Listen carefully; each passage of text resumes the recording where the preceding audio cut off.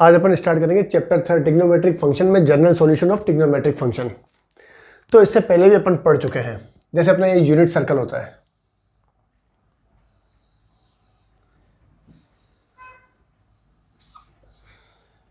X axis y axis.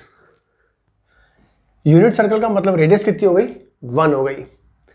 Suppose ये circle x axis को ए और ए डैश पर इंटरसेक्ट करता है और वाई को बी और बी डैश पर इंटरसेक्ट करता है। तो ए के कोऑर्डिनेट कितने होते हैं, 1 0, बी के होते हैं 0 1, ए डैश के -1 0 और बी डैश के हो जाते हैं 0 -1। तो अपन पहले भी पढ़ चुके हैं। अगर कोऑर्डिनेट लिखे होते हैं तो पहली वैल्यू किसकी होती है, कोस थीटा की, और दूसरी वैल्यू किसकी होती है, साइन थीटा। मतलब ये होगी अपने पास 0 साइन थीटा, साइन थीटा मतलब साइन की वैल्यू अपन को 0 कहां पर मिलती है, ए और ए डैश पर। जैसे अपन एक 1 रोटेट करें अपन, 1 रोटेशन, तो ये हो जाता है अपने पास पाई। फिर अपन यहां पर आ जाएं तो पहले यहां से लेकर के यहां तक आते हैं तो होता है पाई। फिर पूरा एक रोटेशन का मतलब कितना हो गया, 2 पाई। फिर यहां आएंगे तो अपन कितना हो जाएगा, 3 पाई। फिर यहां आ जाएंगे तो अपन कितना हो जाएगा, 4 पाई। ऐसे होता है। मतलब साइन की वैल्यू अपन को कहां पर 0 मिलती है, पाई, 2 पाई, 3 पाई, इन सब पर। जैसे sine theta is equal to 0, तो मतलब थीटा कहां पर अपन को कहां पर 0 मिलती है वैल्यू अपन को, पाई पर, 2 पाई पर, 3 पाई, 4 पाई। ऐसे ही अगर अपन क्लॉकवाइज मूव करेंगे तो माइनस पाई और माइनस इन्फिनेटिव। इन पॉइंट पर अपन को क्या मिलती है, साइन की वैल्यू 0 मिलती है। तो अगर इसकी जनरल फॉर्मूला लिखी जाए तो वो हो जाती है n pi, where n belongs to z. इसका मतलब है साइन थीटा, थीटा की वैल्यू अगर अपन ये रखें, अपन साइन एन पाई। अब एन की वैल्यू अपन जेड में से कुछ भी वैल्यू रखें तो अपन को साइन की वैल्यू क्या मिलेगी, 0 ही मिलेगी। तो sine theta is equal to 0, तो उसकी जनरल फॉर्मूला कौन सी जाती है, theta is equal to n pi. मतलब sine theta is equal to 0, तो इसकी जनरल फॉर्मूला हो जाती है theta is equal to n pi, where n belongs to z हो जाती है। ऐसे ही अगर अपन कोस की बात करें,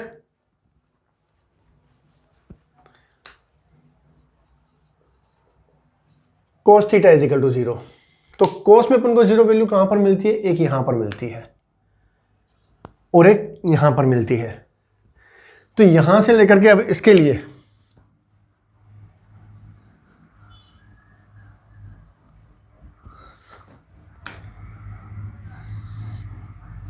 जैसे अपन यहां से लेकर के यहां पर आए तो ये हो जाएगा पाई बाई 2। फिर यहां से लेकर के यहां पर आएंगे तो ये हो जाएगा अपने पास 3 पाई बाई 2। फिर यहां हो जाएगा 2 पाई। फिर यहां आएंगे तो यहां हो जाएगा अपने पास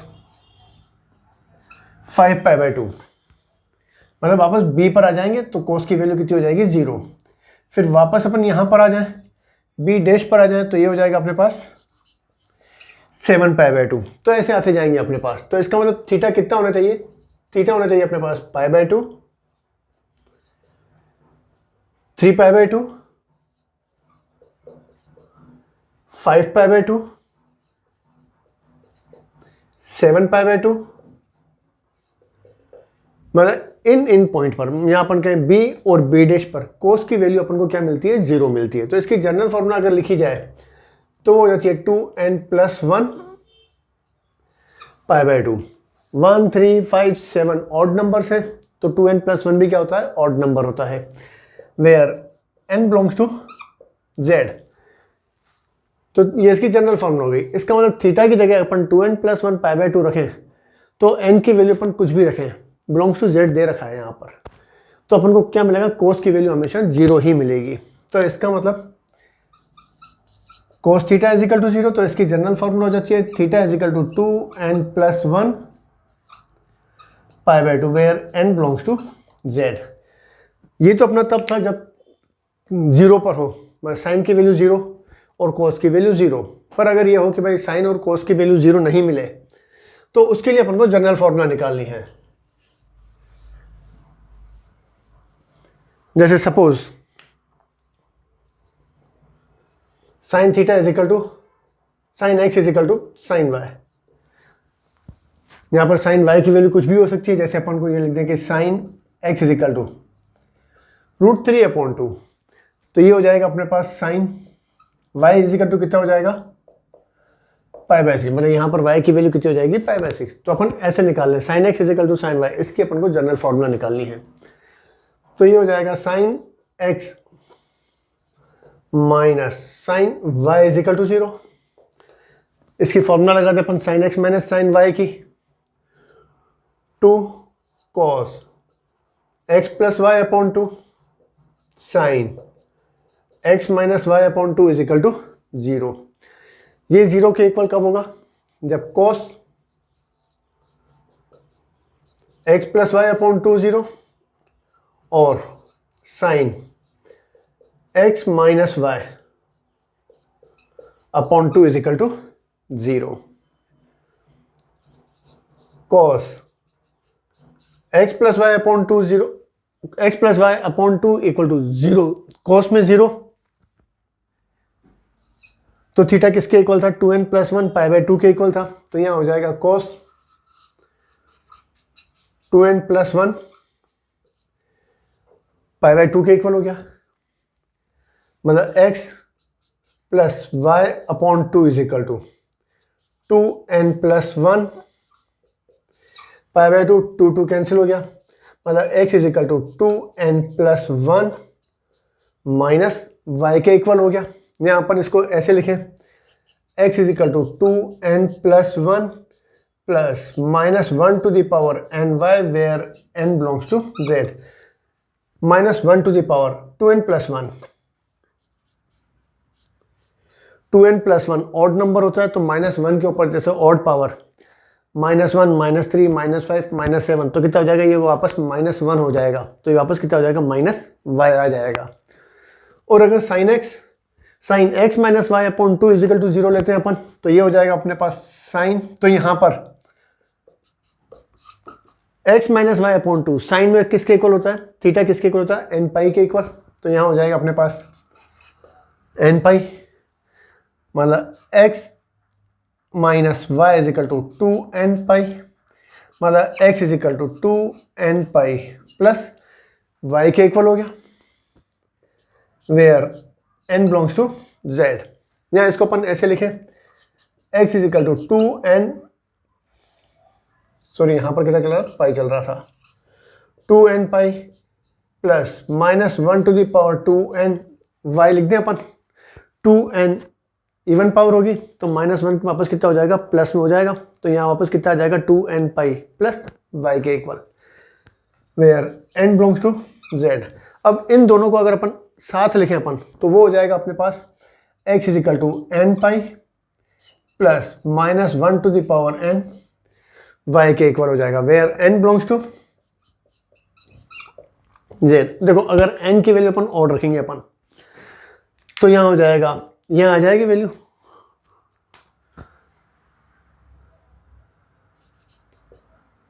यहाँ पाई रही है लिखना। अब n की वैल्यू अगर अपन ऑड रखेंगे तो ये वैल्यू आ जाएगी, क्योंकि अगर n ऑड होगा तो ये कितना हो जाएगा, माइनस हो जाएगा, तो वापस कितना हो जाएगा -y आ जाएगा। अगर n की वैल्यू इवन होगी तो अपने पास ये वाली आ जाएगी। तो इसकी जनरल फॉर्मूला कौन सी होगी, x is equal to n pi plus -1 to the power n y के इक्वल। अब इसमें अब जैसे अपन को यही लिखा था अपन ने, इसकी अगर अपन को जनरल सॉल्यूशन निकालना है अपन को, sine x is equal to √3/2, तो यहाँ हो जाएगा sine x is equal to, ये होता है साइन π/3 के इक्वल हो गया। ये अपन पहले पढ़ चुके हैं प्रिंसिपल सॉल्यूशन। तो अब इसमें कंपेयर करें अपन, तो y इज इक्वल टू कितना है π/3, तो इसका जनरल सॉल्यूशन कौन सा हो जाएगा, x is equal to n pi plus -1 to the power n, और यह हो जाएगा π/3, where n belongs to z। ये क्या हो जाएगा, इसका जनरल सॉल्यूशन हो जाएगा। अब कॉस की जनरल फॉर्मूला, जैसे cos x is equal to cos y, तो अब इसमें cos x minus cos y is equal to 0। अब formula cos x minus cos y की -2 sine x plus y upon 2 sine x minus y upon 2 is equal to 0। ये 0 के इक्वल कब होगा, जब sine x plus y is equal to 0, x plus y upon 2 is equal to 0, और sine x minus y upon 2 is equal to 0। Sine theta is equal to 0, इससे अभी क्या था अपन ने थोड़ी देर पहले ही, तो थीटा इज इक्वल टू कितना होता है, एन पाई। तो यहाँ पर x plus y upon 2 is equal to कितना होगा, एन पाई, और एक्स माइनस 1 अपॉन 2 भी किसके इक्वल होगा, एन पाई के इक्वल। 2 से मल्टीप्लाई कर दें, x plus y is equal to 2n pi, और x is equal to 2n pi minus y, where n belongs to z। और ऐसे ही इसको लिखें अपन, तो x minus y is equal to 2n pi, और x is equal to 2n pi plus y, where n belongs to z। पर दोनों को अगर अपन साथ मिला करके लिखें अपन, तो वो हो जाएगा x is equal to 2n pi plus minus y, where n belongs to z। ये क्या हो जाएगा, इसका जनरल सॉल्यूशन हो जाएगा। जैसे अपन एग्जांपल ले लें, cos x is equal to, चलो 1/2। अब इसका अपन को जनरल सॉल्यूशन निकालना है, तो वो हो जाएगा cos x is equal, cos में 1/2 cos π/3 के इक्वल हो गया। मतलब इससे अगर अपन कंपेयर करें यहां पर, तो y इज इक्वल टू कितना हो गया, π/3 हो गया। तो इसका जनरल सॉल्यूशन वो हो जाएगा अपने पास x is equal to 2n pi plus minus y की जगह लिख देंगे अपन π/3, where n belongs to z।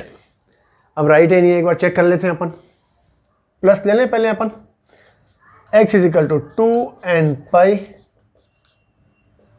Plus π/3।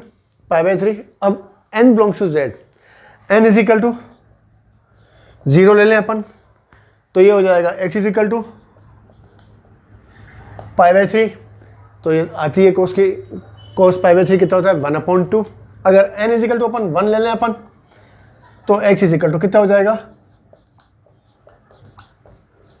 2 pi plus π/3। 2 पाई का मतलब हो गया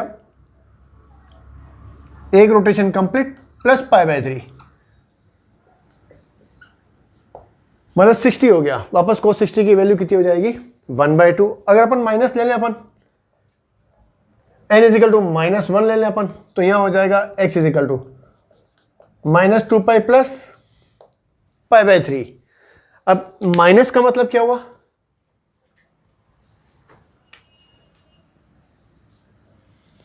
क्लॉकवाइज मूव करेंगे अपन, तो यहां से यहां तो हो गया -2 पाई प्लस π/3 का मतलब हो गया वापस ऊपर आ गए अपन, मतलब वापस कितना हो गया, cos 60 हो गया। cos 60 की वैल्यू वापस कितनी हो जाएगी, 1/2। इसका मतलब है n के हर एक n बिलोंग्स टू z के लिए अपन को cos की वैल्यू, cos x की वैल्यू कितनी मिलेगी, 1/2 ही मिलेगी। अब tan की general formula, late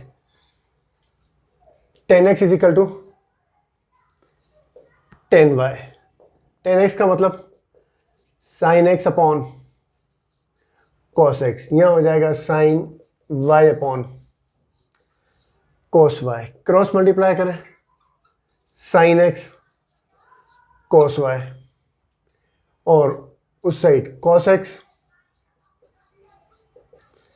sin y, और sin x cos y minus cos x sine y is equal to 0। ये हो जाएगा अपने पास sine x minus y is equal to 0। x minus y, sine में 0 कहाँ पर होता है? n पाई पर, तो यहाँ हो जाएगा n pi, where n belongs to z, मतलब x is equal to n pi plus y, where n belongs to z। ये हो जाती है tan की जनरल फार्मूला। अब जैसे अपन एग्जांपल ले लें, tan x is equal to √3, इसकी अपन को जनरल फार्मूला निकालनी है। इसका मतलब थीटा अपन कुछ भी लें, अपन को वैल्यू √3 कहाँ पर मिलेगी वो अपन को बताना है। तो 10 में √3 कितना हो जाएगा? 10 π/3। इससे अगर अपन कंपेयर करें तो यहाँ पर y इज इक्वल टू कितना हो गया? π/3 हो गया। इसका मतलब जनरल फार्मूला हो जाएगी इसकी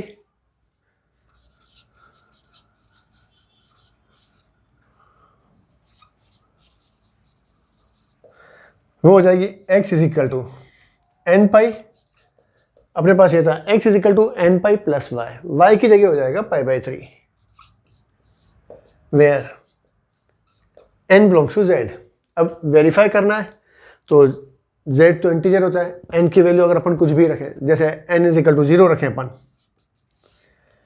तो x इज इक्वल टू ये तो 0 हो जाएगा, कितना हो जाएगा? π/3। तो वो तो आ ही रही है, 10 π/3 इज इक्वल टू कितना होता है? √3। n इज इक्वल टू 1 ले लें अपन, तो हो जाएगा x प्लस पाई प्लस π/3। तो अपन ने यहाँ पर 10y है ना, तो यहाँ हो जाएगा 10, ये रखें अपन x की जगह अपन ये लिख दें पाई प्लस π/3। पाई में फंक्शन सेम होता है, पाई प्लस का मतलब अपन थर्ड क्वाड्रेंट में आ जाएंगे। थर्ड में 10 क्या होता है? पॉजिटिव। फर्स्ट और थर्ड में 10 क्या होता है? पॉजिटिव। तो जाएगा 10 π/3, तो भी अपन को वैल्यू कितनी मिलेगी? √3 ही मिलेगी। जैसे और भी अपन रख के देख लें, माइनस रख के देख लें, n इज इक्वल टू -1 ले लें अपन, तो यहाँ हो जाएगा x is equal to -pi plus π/3। अब यहाँ पर ये x axis y axis, minus pi का मतलब है क्लॉकवाइज मूव करेंगे अपन, यहाँ पर आ गया, यहाँ पर हो गया अपना -पाई, प्लस π/3 का मतलब वापस यहाँ पर, मतलब ये एंगल कितना हो गया? 60 डिग्री। tan 60 की वैल्यू कितनी हो जाएगी? वापस √3 ही आ जाएगी। तो ये अपना tan की जनरल फार्मूला होगी, कौन सी हो गई? x is equal to n pi plus pi, where n belongs to z।